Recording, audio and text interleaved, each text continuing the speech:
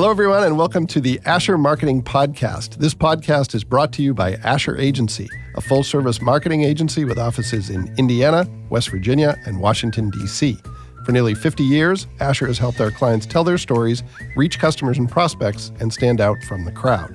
To learn more about how we can help your company, visit asheragency.com or contact us at hello@asheragency.com. My guest is Alec Johnson. Alec, how you doing? I'm doing great. Thanks for having me. And thank you so much for being here in person. We don't have to tell this story, but I'm going to tell it anyway. Okay. You got an invitation for us to do the podcast, and I somehow made you believe it was a virtual interview. So I'm sitting at my desk in between interviews, and a Teams notification pops up, and I'm like, oh no, I hope that's not him. And it was, but fortunately you're right down the street, and you're good enough to come here and do this in person. So thanks for that pivot. You're very welcome. And the funny thing is I've got terrible lighting in my office, and so I had the lights turned off, and I was sitting in the dark with the door locked, ready to do the interview. So this is better. This is much better. It looked a little bit like one of those cybersecurity videos where you're hacking into someone's system. If I have the lights on, it looks like I'm glowing. So this is much better. Okay, well, we'll try to give you a halo here. That's cool. But we'll do that in an audio way instead of visually.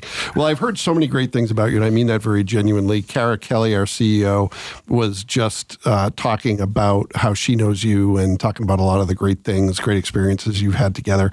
So I really appreciate the opportunity to learn more about you. And I'd like to start at the beginning, whatever that is for you. One of the first things we talk to our guests about is their career path. And some people figure that out early. They know what they want to do, and then they go do it. Some of us, myself very much included, it's more of a winding path. And you're trained in landscape architecture originally, correct? That's correct. Is that something you had an appreciation for as a young person and knew you wanted to do, or was it a little bit of an experiment to get there? Yeah, I absolutely had no idea what a landscape architect was when I was growing up. Yeah. And so my path is probably more similar to yours than others in the sense that there was no expectation for me to go to college. Yeah. And so if I had any desire to do that, it would have been sort of self-motivated. Yep. And I do remember in middle school taking an aptitude test that sort of would determine a potential career path. Yeah. And I wanted to be an architect. And I took this test, and they said, you're not good enough at math. Yeah. You probably shouldn't do that. So what squishing your dreams very early. What a disservice to a young kid, right? Yeah, I mean, it was sort of ridiculous in retrospect. But at that point, I sort of just gave up on that idea. And so, no, it took me a long time. I graduated high school. My parents did end up, that sent me to a Bible college up in Minnesota. Okay. And so I lasted a semester in the dorms there before I was booted out of the dorms.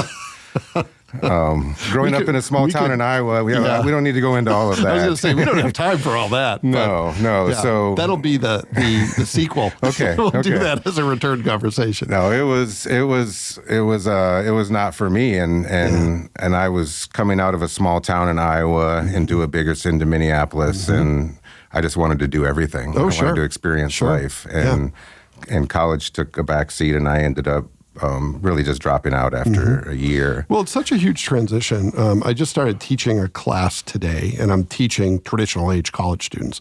And the first thing I did is I put my transcript up on the screen, and I showed them the disaster that was my first semester. Because, you're living on your own for the first time. You've got all these possibilities. You're trying to manage your own schedule. You don't have anyone there to nudge you and say, hey, it's time to wake up. Right. And for me, that didn't work out so well until I figured it out, which was later. Yeah, and I wasn't a great student. I was in the bottom 20, I think, in my class ranking. Yeah. But surprisingly, I think I was in the top 3 or 5 for ACT, SAT scores. So if I wasn't interested in a class, I probably wasn't going to put my attention on it. So. Yeah, same. I used to tell people as a kid, if I were interested, I was more than interested in anyone you were ever going to meet. But that was only about a few things. And if I wasn't, I was the least interested person you're ever going to meet. Yeah. And that showed in my grades for sure. Yeah. So at that point, after I left the Bible college, I I didn't want to just, I mean, I had an option to transfer to the University of Minnesota. I got an acceptance there and probably could have made my way through with loans, but I was young, I was 18 years old, 19 years old, and I really didn't want to saddle myself with student loans when I didn't know what I wanted to do. Yeah, kind of ahead of your time in that thinking. Maybe, but I remember thinking like, what's the hurry? And that was to be brutally honest. I mean, I was interested in having some fun for a little while. I was young and I wanted to experience life. And so I bought a $500 car and I just took off and I traveled for what ended up being, I think 7-8 years. Oh, wow. That's amazing. Drove to different places and got a job and worked. And when I got bored, I jumped in the car. I didn't have much stuff, so I could go someplace else. And I did that for quite a while. Yeah. Ended up all the while, to make sure you understand I'm answering your question. All the while in the back of my head, I'm thinking at some point I'll go to college, right? I saw the value in advanced education, and but not in a rush to do it. But I wasn't in a rush, and I wanted to make sure it was something that I really wanted to do. And so I ended up on a ranch in Texas. I was working as a wrangler on a ranch. That's amazing. Down by Austin and San Antonio. In Comfort, Texas, and it was amazing. It was a great experience, and I'm a musician, and so I was playing and basically roadhouses and just, I mean, it was really a great experience. My sister was having a baby back in Iowa, and so I came back on a Greyhound bus just for a couple of weeks. I didn't have the car anymore. I don't remember where that ended up. But you got your $500 worth out of it. I certainly did. So I came back for my sister for a couple of weeks. She had her baby, my niece, and while I was back, I went and visited some friends at University of Northern Iowa. And while I was there, I met this woman named Laura. And long story short, I never went back to Texas. Left anything that was there that I had, I just left. Yeah. And haven't been back to that spot since. And I think she was finishing grad school, and then her first job was in Des Moines, Iowa, so we moved together to Des Moines, Iowa. Okay. And then it took me just a few years before I discovered landscape architecture. Yeah. So what was interesting as a career path about that? What made you say this might be for me? Well, the first thing was I was working for a landscape company, planting, digging holes, spreading mulch, and I think it was probably a 98-degree day in July, and I thought it would be really great to be the guy that's telling people where to dig. I want to do this job, just not outside. Yeah. Who's the guy that drew these plans that's telling me where to plant this thing? I'd like to be that guy instead. I had learned that the owner of the company was a landscape architect, had formerly worked at a big firm on the East Coast, and had moved back to Iowa to start a smaller landscape design build company. So I just started asking him questions. And once I discovered what landscape architecture really was, the way that it sort of fuses science and creativity and art and sales and just a lot of different things that were interesting to me, I realized immediately that was for me. Yeah. Well, and, I think especially today, a lot of us you want to spend time, if not always in nature, with nature and understanding the natural world. Was that a draw for you at all? Yeah, it certainly was. It certainly was. And maybe there was a romanticized ideal on what a landscape architect day-to-day life was. It turns out there's an awful lot of sitting in front of a computer in AutoCAD. So maybe being the guy inside isn't all that great. I mean, they all have their trade-offs. You get to a certain point in your career when you get to decide if you want to be in front of the computer, if you want to be out on a job site. And so that's kind of the goal, is to be the old guy that gets to decide what he wants to do. But you have to put in your time, and you have to spend time learning, learning the skills and learning what you need to know to be a good, successful landscape architect. Yeah. So you've parlayed that into an interesting role that you somewhat recently took on with the city of Fort Wayne. Is that correct? That's correct. Yeah. I went to Iowa State University, so we lived in Des Moines, Iowa. Yeah. I was accepted into the College of Design at Iowa State University. Non-traditional student. I'm 29 at this point. My wife is pregnant. We have a mortgage. And I started driving to Ames, which was about an hour away every day. Okay. For school. And so when I graduated, we wanted to stay in Des Moines, and there was no jobs in Des Moines when I graduated. So we ended up moving to Minneapolis. Okay.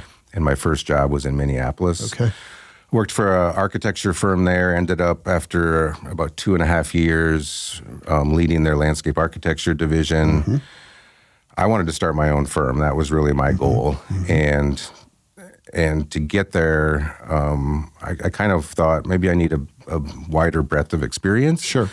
And at that same time, this job opened up in Fort Wayne for a city landscape architect for the Parks and Recreation Department. Okay, and you knew nothing about Fort Wayne. I knew a little bit about Fort Wayne. My wife's sister had moved to Fort Wayne probably 15 years before that. Okay, all right. And so we had visited a few times. Okay. They lived southwest. Yep. At this time, 20 years ago, there wasn't a ton going on downtown. I never saw downtown. I remember that vividly. Yeah. I remember it was one of my first job interviews, and this is closer to 25 years ago. I remember it was downtown Fort Wayne, and I'm driving, and I'm like, okay, I just saw some tall buildings. I must be close. And then I was like, oh, no, that was it. I got to turn around. And, you know, when you say there wasn't much going on, you know, when I started here at Asher, we were in the same building we're in today. This is 21 and a half years ago. Yeah. If I wanted to go to lunch, there were literally like 5 choices. Yeah. And now there's, you know, more than you could go to in a year almost. Sure. So very different place than it was. Yeah, and I've told people before the story of my interview. I flew into town and on my own dime. So the cheapest flight I could get was an overnight flight, and I didn't sleep all night. Oh, geez. Great way to prepare for an interview. Yeah. I remember my sister-in-law driving me to the office, which was at State and Parnell. That's where the Parks Department's office was for my interview. And I don't remember what route we took, but I remember just thinking it was probably Ardmore. Yeah. And I remember thinking, like, what is this place? There's a quarry and a dump, and it's very industrial. And, and we didn't go through downtown to get there. I'm not sure how we ended up getting there. But at that point, I was pretty convinced I wasn't going to take the job. And that's probably why I interviewed well. I was tired. Yeah. I didn't really care because I didn't think I was going to take the job. All right, kids. So the key to a good interview is don't sleep and don't care, and you'll do fine. Yeah. So anyway, it's great that it worked out. Yeah. I accepted the role. We said we're going to move here. We're going to live here 3 years. Yeah. And then we'll move back to Minneapolis or Des Moines where I'll start my firm. Wow. And so the first project that I had the pleasure of working on was Parkview Field. And 3 years into the move, Laura and I had a conversation. We're like, what are we doing here? And we both decided that we were going to stay. Yeah. Well, and Parkview Field at the time was somewhat controversial. It was very controversial from my viewpoint. Okay. I wanted you to say very yes. Yeah. Everybody was asking me about it because they knew people that I met knew I was working on it. And most of the people that I met thought it was a terrible idea. Well, and looking back, it was there were things that came before it, right? The main library expansion. Right. I always think of that as like one of the first things I was like, they didn't need to do that, but it makes downtown better. Yeah. And I remember like J.K. O'Donnell, strangely, I was like, that's way cooler than I thought it was going to be, right? And Parkview Field was definitely that, very conspicuously that, but that's when everything, I think, started to change. Yeah, and we saw that happening in those 3 years. We did, yeah. Parkview Field and then sort of what was starting to follow behind that. And we made a conscious decision, let's stay here. Because of my role with the city, I get to be a part of it. Yeah. And it was exciting. It was like, this is going to be fun. And I remember saying out loud to my wife, you know, if at any point the city screws this up, we're out of here, right? Yeah. But right now, this feels like a really good thing. And let's give it a few more years, and then I can start my own firm and leave the city. And had you built up a network beyond coworkers at that point? Were you wired into relationships here at that point? At 3 years for sure. At 3 years for sure. The first year was rough. But by year 3, we certainly had a good friend group, and we went to a lot of art openings and concerts, and go down to the Brass Rail for a show, and so we were able to meet a lot of people fairly quickly. Well, and that can be somewhat tough to do when you have a family, right? You know, it's one of the things. What I really admire about that is, I talk to a lot of the students I work with and other young people. And I say, you get to your mid-20s, late 20s, and people's friend groups are kind of established. You can still meet people through work. You can meet people if you have kids in school together. Yeah. But it's much harder to build a network and make friends when you start to get a little older. So it's great that you were able to navigate all that. Yeah, it's really been wonderful. Like I'm not sure if I hadn't spent time traveling and living in Vancouver and Austin and San Antonio and Omaha and Minneapolis, I would have been as keen to stay here. But I felt like I had done some of my exploring and seen what big cities had to offer, and I thought what Fort Wayne has going on here is really exciting. Yeah. We're so close to big cities that we can visit easily. Yeah. And so, it was less about cost of living, great place to raise a family. It was more, this is exciting, what's happening. Let's be a part of it. Yeah, and to me, the day-to-day, right? So I grew up in Boston, and a lot of people are like, why would you ever move from Boston, which I still love, to Fort Wayne? And I was like, okay, well, let's factor in that my commute was an hour and a half each way every day, spending 3 hours getting to and from work. Yeah. There were many days in the winter where I dug myself out of the snow, came back home to dig myself into a parking space, and the next morning to dig myself out again. Yeah. That got really old really fast. So, it looks really glamorous from the outside looking in, but there's something about, the word that I used to use that I think makes Fort Wayne a great place to live. It used to be accessibility. Everything's accessible. You can get to opportunities. You can get to people. Sure. But now I think part of it is accountability. One of the reasons why I think people are a little bit... There's great people everywhere. There's not so great people everywhere. But in Fort Wayne, you're going to see people again. Yeah, right. So, and this is a lesson I've learned the hard way over the years. But it's kind of like, if you don't treat people well, it's eventually going to catch up to you. There was a guest I had on the podcast who... I used to be more of a hothead when I was younger, and she had an interaction with me when I was a customer of hers. Okay. And I was like, I don't care what needs to happen, just do it. Yeah. And then I'm like, oh, she's on the podcast and she's telling people that story. Really? Good for her, right? But, that accountability, I think, is part of it, too. Yeah. Harder to do, though. I admire the fact you did it a little bit later than many people do it, but still got wired in. So let's talk about what you're doing now at the city, what that role is, and what that involves. Yeah, so started the career with the Parks Department. Yeah. I ended up as Deputy Director of the Department of Planning and Development. And I'll interject for a second and say we have really great parks in Fort Wayne. Oh my gosh. Really great green space. That was really what ended up, despite the experience arriving in Fort Wayne for the interview. When we left the interview, we drove through Headwaters Park and through downtown. And so I was like, okay, this is better. Yeah. And I knew from my research, I had basically memorized the downtown blueprint plan. Mm-hmm. And I knew from my research on the Parks Department that it was a well-funded, it was a amazingly supported, appreciated, loved park system. Yeah.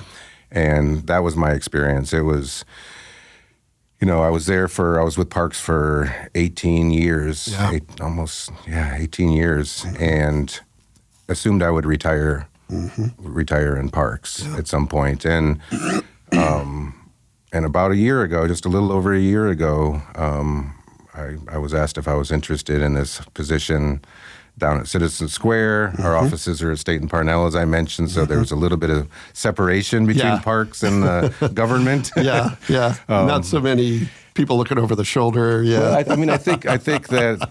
think that's good in some ways because Parks gets a lot of donations and people leave money to Parks and they don't associate it with city government, which can sometimes be a good thing. Yeah.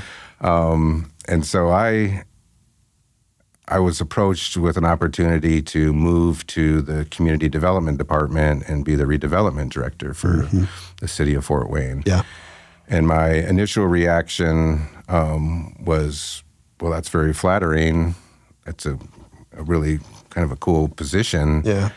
But no thanks. I'm just really not. Did you think it was too daunting? No, I just didn't think it was something I was interested in. Okay. I was a designer, and I had sort of worked into this administrator role as deputy director, and I had my first sort of taste of leadership and working with staff, and over the years, I really liked that. And just didn't think it was a good move. I always felt really good about what I did in Parks, right? Yeah. And I wasn't sure I'd feel that way in this other position. And so I I met with a couple friends over the next couple of days that lived in the economic development world that I trusted. Yeah. Both of them hoping they would just confirm my bias and talk me out of it. Yeah, make it easy for you. Yeah, make it easy. Yeah, you don't want to do that. But neither one of them did that. They both said, you would be perfect. Like, this is perfect for you. And I wasn't sure exactly why. We talked about urban design and how this role could use somebody with some experience, expertise, skill in urban design in addition to the economic development stuff. Yeah. But what I had to understand myself was, why do I really love working at parks? What is it about that job that I love? And what I came to understand was the act of taking, let's just say Promenade Park, for example, a space where nothing exists, and you have this blank slate. You work, you design, you collaborate. Yeah. You sweat, you cry, you do all of these things, and then you end up with this new space where people live their lives. And so what a great joy and privilege and responsibility for me to lead the design team for Promenade Park, and then a year later to just sit in the park quietly and watch people, grandparents with their grandkids, and a couple that's obviously on their first date. Yeah. Like, that's what gave me job satisfaction. And I just felt great about that. And what I eventually figured out about this new role was, it's the same thing. It's just zooming out on a bigger scale. On a bigger scale across the city, and not just parks, things like Electric Works and the Landing and some of the private development that happens around Riverfront. And so it was also a decision, a choice in some ways between comfort and challenge. I'll be honest. I mean, the work at parks was challenging, but I knew it inside and out. Yeah. And this was an unknown. Yeah. And I'm only, at this time 54, thinking I got plenty of years left. Like, do I want to challenge? And I did, and I do. Yeah. So I accepted the job a year and 2 months ago, I think. Yeah. And so it's been quite a ride. Well, congratulations. That's awesome. And Thank you. Going back to, what Fort Wayne was like when I first moved here, one of the things that was always, and it was a question asked completely out of ignorance, but I moved here and I was like, Fort Wayne has turned its back on all its natural resources. It's like you've got these rivers and there's nothing on the rivers. And that's maybe the biggest change that's happened in the last 25 years, is really embracing what's unique about Fort Wayne. Even something like Electric Works, old buildings that were just deteriorating, and then saying, okay, what can we do with this? How do we turn this into an asset? Seeing that with the river, seeing that at Electric Works, seeing it, where, we're going to have floods. So how do we mitigate damage and turn that into a beautiful space when it's not underwater, right? Things like that, pretty amazing from a resident standpoint. Yeah, and it wasn't rocket science either. I mean, the parks, the parks were built over the years but frankly by landscape architects, by designers who happen to be park directors and park managers. And that's why you see many of our parks along rivers.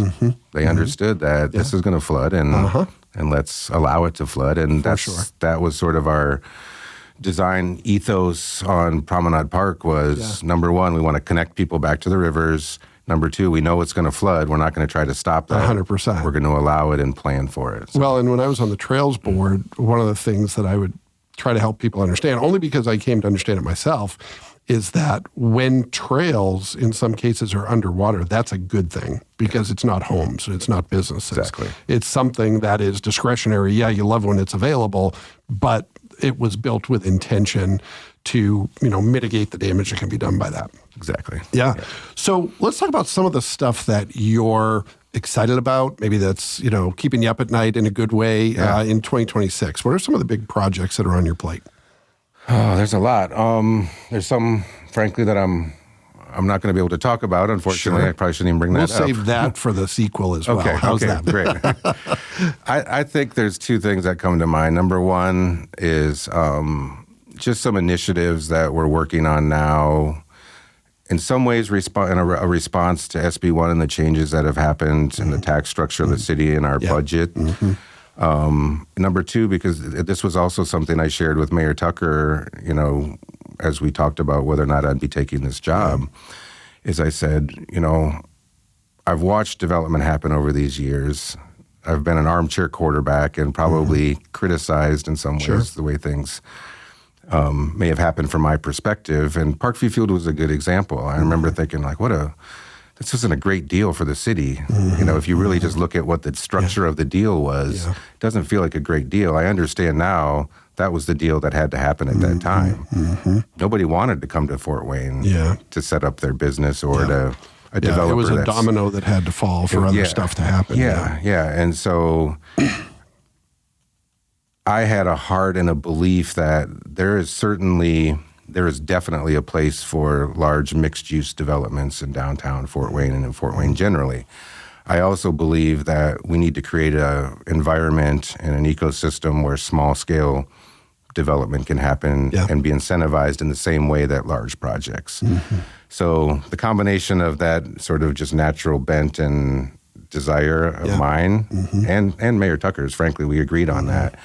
And SB1 and the impacts on the budget has made it possible now, if not necessary, to start to focus on some of these smaller scale developments. And you know, it's a way that cities naturally have developed over time is, you know, you can afford to do one small building and then you add another one next to that and another one. And so that's one of the things we're trying to create an incentive program along with just some strategies and guidelines for small scale development. On the opposite end of that is an exciting project like North River. So North River District, folks may have heard about the field house component of that. That's important. But the idea that we've got this 29-acre been sitting there for a long time. Anthony, I've designed 2 parks on that property in my career.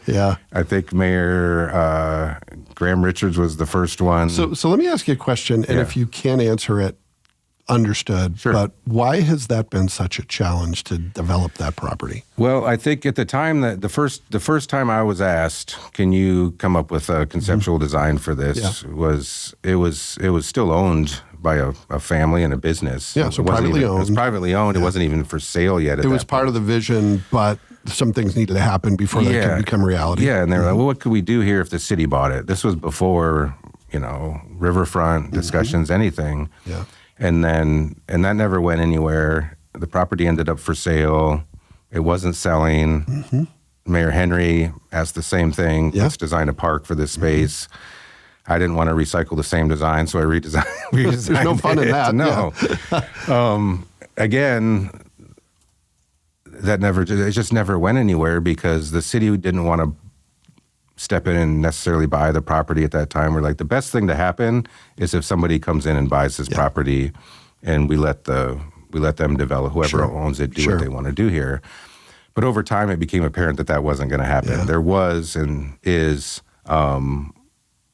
a level of environmental remediation that has to happen there that's daunting for a private developer. And so eventually the city realized if we want this property at some point to be an asset to the community, the city needs to buy it. The city has access to federal brownfield grants to provide funding to do the cleanup that's necessary. So very wisely, before I was ever in the picture with redevelopment, Redevelopment Commission and Authority eventually ended up buying that property. And so I think following that, you know, that's when the ideation started happening. What should we do here? And that sort of started to mesh with the timing on Riverfront. I don't think there was ever anything that sort of coalesced the idea of an arena, the idea of a stadium. All of those things were sort of talked about, sort of studied, sort of evaluated. And I can remember when I started this job, the first week, the deputy mayor called me up and said, we've got this project for North River that we'd like you to spearhead. And they showed me some renderings. Welcome to the new job. Welcome to the new job. And it was a field house, a youth sports and amateur sports field house, which anchored this entire district of new development, both housing, commercial, retail, all of these things. And I wasn't immediately excited about it. And for me to work on something, to sell it, I really need to believe in it. And so I started doing my own research and trying to understand, is this a good idea? Is this really the right thing here? Yeah. And what I came to understand was, number one, youth sports tourism, if you're just thinking sort of economically, what are economic drivers? It's a $50+ billion.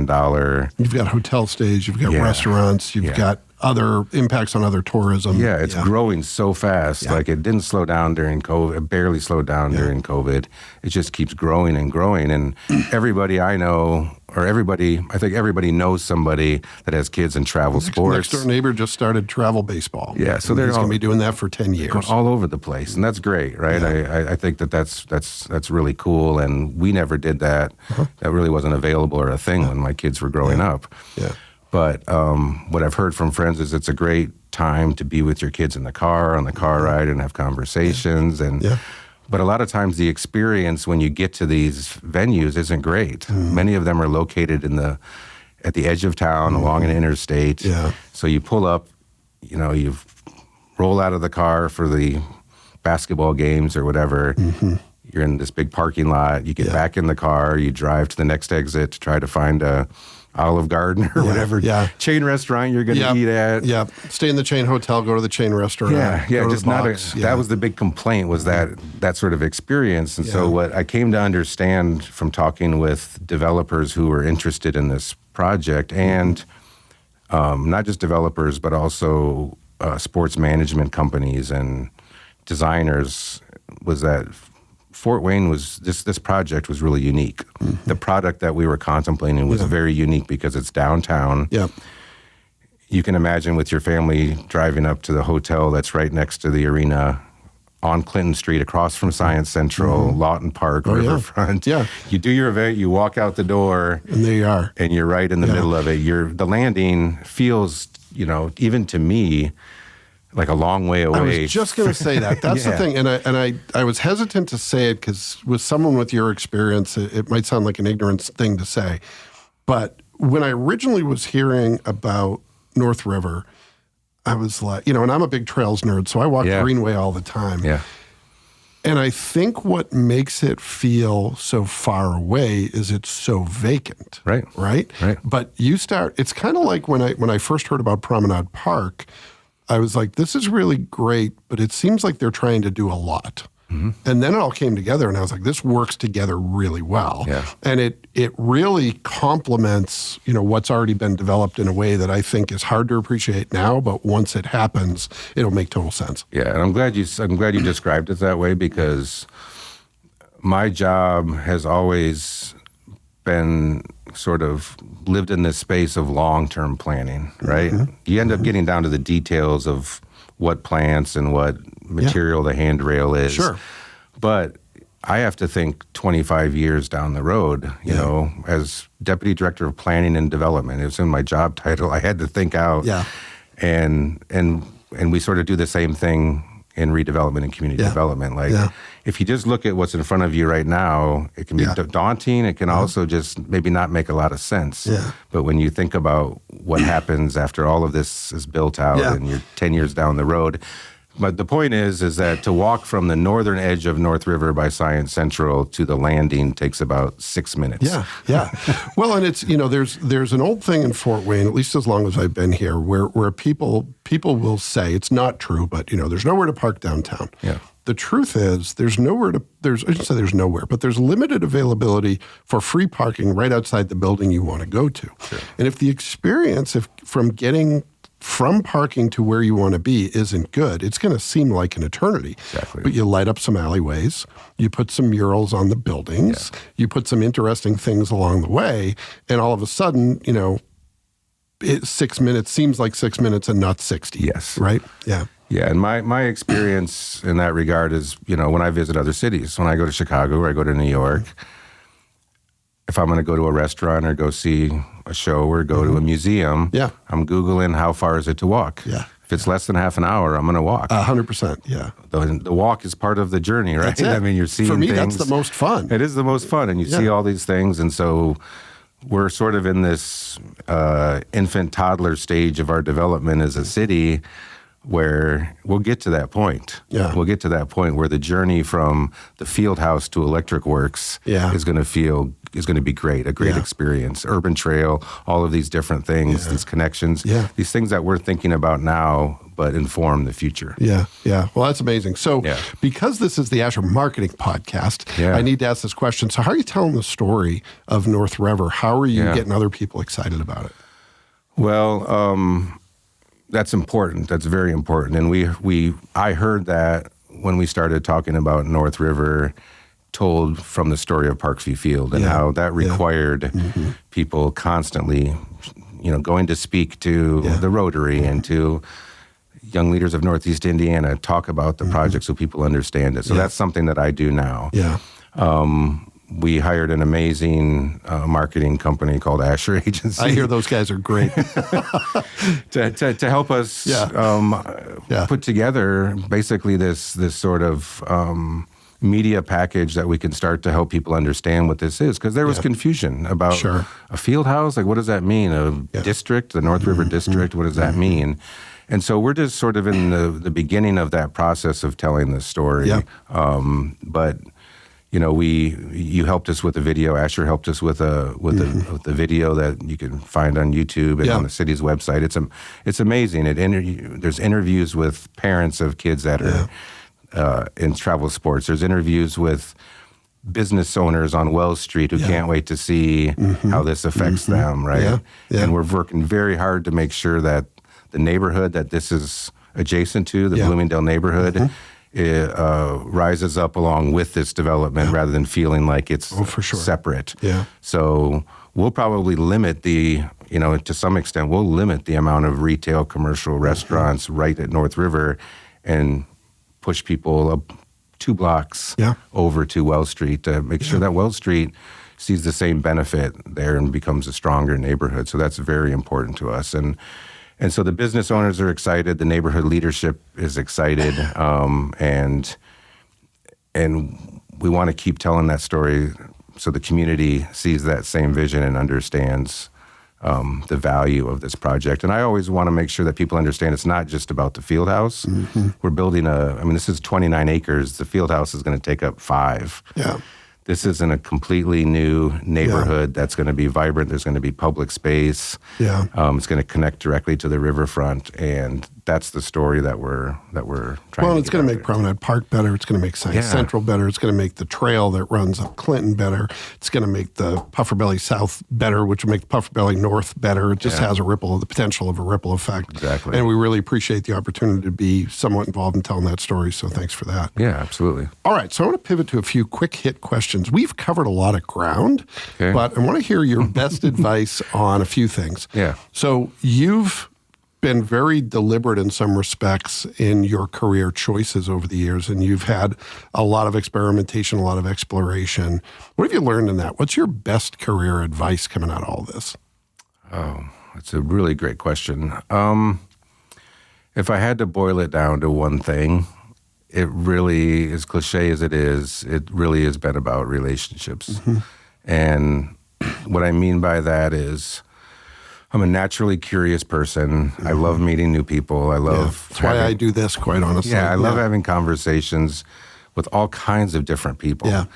And that's sort of just what I do in my nature, and I've done that over these years since I've been in Fort Wayne. So when the opportunity arises that there's this position that's available, my name comes up.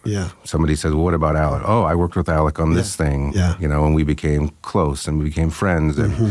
And I think I certainly undervalued that when I was younger. And I think like even my kids probably undervalue that as they're starting in their careers, just how important that is. And it's not to do it to be self-serving and to be manipulative, right? It's truly enjoying meeting people, truly understanding like, what are your needs? And you understand my needs. And when there's an opportunity to help each other, we can help each other. So the importance of forming relationships, nurturing relationships is important as a human, but it ends up yielding dividends in your career. 100%. Right? 100%. And the opposite is true as well. If you have bad relationships and 100%. You do things that aren't so great, that's going to come back and get you too. 100%. And it's where that accountability comes in. Yeah. Right? So, yeah, there's a panel I'm going to be on in a few weeks about networking. And I think networking is kind of a dirty word and it has a bad name. But, my favorite advice about networking is be a curious human being, ask a lot of questions. Yeah. People really, in today's environment, they don't have the opportunity to pay attention until they hear something that's relevant to them and the people they care about. Yeah. How are you going to know that if you don't ask questions? Right. What lights them up? What gets them angry? What do they want to solve in the world? And if anything, what role can you play? Sometimes you can't. Sometimes it's helping them with whatever they're trying to do. Sometimes it's just listening. Yeah, and you just said the word there, helping, and I think that's intertwined right there with relationships. Is my ultimate goal is to be helpful. Yeah. And that shows itself in a lot of different ways. Yeah. But it can be unique. It can make you stand out. Like 100%. Sometimes people are just like, well, I've got my job over here and this is what I do. Yeah. If you gain a reputation and you truly are seeking to be helpful to people, it makes you stand out. 100%. And so as career advice, it's great career advice to build relationships, be as helpful as you can with people. And I promise you you're going to benefit from that. Good things will happen for sure. Yeah. Okay, second quick hit question. What is a myth or misconception about the work that you do that you want to maybe debunk, or maybe it's something that's not appreciated well enough? And it could be about working in city government. Yeah. It could be about working in the economic development field. Sure. Well, the low-hanging fruit there, I think, is maybe dispelling the rumor, or the sort of perception that government employees don't work as hard as private sector employees, aren't as talented. That's why they're doing it. Yeah. My experience, both working in the private sector and working, frankly, with landscape architect consultants over the years as a member of government, but working with private firms, is that the people that work for the city are incredibly talented. They could be potentially making more money in a private private environment, but either they just see the value there and they have a heart to be a public servant. I'll go back to what I said earlier about the satisfaction of creating places from nothing and seeing people live their lives. And so I think that man, I don't know that you could ever dispel that notion or that that sort of feeling. But my experience has been the opposite, and that people work hard and they try to do more and more with less as budget cuts happen, and you have to do that. So that's sort of the easy answer. I think what surprised me, and I think what I see now is the biggest, I guess, misconception, is projects like the mixed-use projects downtown, Riverfront at Promenade, for example, North River at some point, when we'll begin putting together the funding stack for that, is that this is a burden on taxpayers. That's what I sort of had heard as I came into this job. Tax increment financing, or TIF, is a major component of what I do. I barely knew what that was when I was first asked about this job. And so again, I go back to the basics and I say, what is TIF? Do I believe in this? Is this a good tool? Watching TIF 101 YouTube videos, on my iPad in bed, trying to figure this out. I progressed beyond that, but I think to understand that at its heart, redevelopment is taking blighted areas of a urban center in a city that isn't seeing natural private development, right? If it's already seeing private development, I'm hands off if I can be.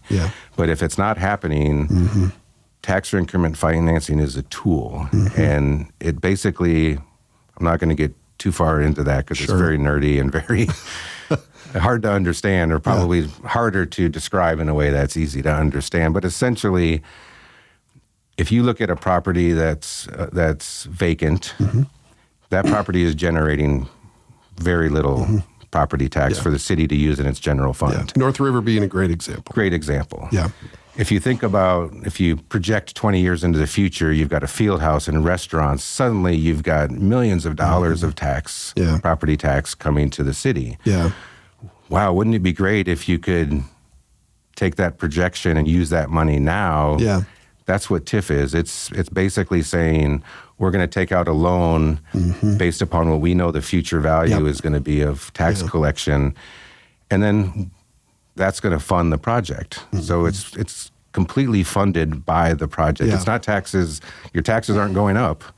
We're just freezing the taxes where they're at. The best part about it, in 20 years when the loan is paid off, now you're looking at property taxes fully going to the community at a much higher level than that vacant land. So I think that misconception when you hear that, the city is giving a tax break, it's really not accurate. And I think it's our fault, frankly, that we haven't explained that in a way that people can understand better. Well, and I think what you just did is representative of what needs to happen, is talk about a level people can understand, because when we get too far into the, your words, not mine, nerd talk, people just tune out. Right. And there's a sense right now that people want to feel bad about taxes. People want to see it as just a burden. When used well, it can be a great public investment. Right. So it's just educating people, telling the story, and doing that over and over again. Yeah, it's not free money. We're not picking winners. We're not saying we're going to give you a bunch of money. It's really capturing that increased value of a property over time. Yeah, very well said. Okay, so last one, actually second to last one. Yeah. I'm going to spring a question on you. So what is a tool you use that helps you be more effective, be more efficient? Can be analog, can be digital, doesn't matter, but something you think that really helps you get the job done? This is going to be weird. I think maybe he not. says that as if all of this hasn't been right, weird. Exactly. maybe it's not. Something that I've used throughout my career, and I use almost every day, that I think can benefit people working in all kinds of different fields, is the access to a city or a county's GIS, Graphic Information System. Okay. Which is attached to the assessor's office typically. But basically, it's a portal, an online portal that almost every city, definitely every county in the country has, where you can go on there and you can research. You can look just like you'd be looking at Google Maps. You're looking at an aerial photo with roads, and you can zoom in on your property. You can click on it. It'll give you information about acreage, value. Okay. You can look at the history of your site from the time it came on, your property from the time it came onto the tax rolls till present day. You can see when it sold and how much it sold for. And so I used it as a designer for many years. Before you pay for a survey, you can use an aerial photo, which is scaled, print it off, and you can trace over it and use it. You've got a measured drawing, basically. Yeah. And so it sort of saved money and time. If you're like, well, who's the property owner? I've got to talk to this property owner. And you can click on that and find out who owns the property with contact information. So as a professional, in redevelopment, we do the same thing. Like, it's less about design now. It's more about, okay, we want to buy this property. It'd be great if we had this other one too for a complete parcel. Who owns that? Yeah, so it's sort of, it probably falls into that nerdy category as well, but it's also just interesting as a human, a property owner, as anybody to research. And a really cool thing about it is on the aerial photo, there's a slider, a historical view slider. So you can move that and go all the way back to, I think, 1950. Wow. And you can see Fort Wayne in 1950 as an area. A lot of it's going to be farmland. Yes, What's exactly. now homes and developments. Gradually move it. So how do people find this? For our community. Yeah, if you just Google Allen County GIS or City of Fort Wayne GIS, that's it, and it'll get you in there, and it'll take you a minute to figure it out. But it's a great tool, and if you're a business owner and you're just trying to figure things out, it's a great tool. I was tempted immediately. My first reaction was pencil and paper, because that's the first thing I go to. Yeah. Even with AutoCAD, with 3D modeling, design programs that I've used over the years. Everything starts. Yeah. Well, I think there's something about tactile that is different, right? And easy to get lost.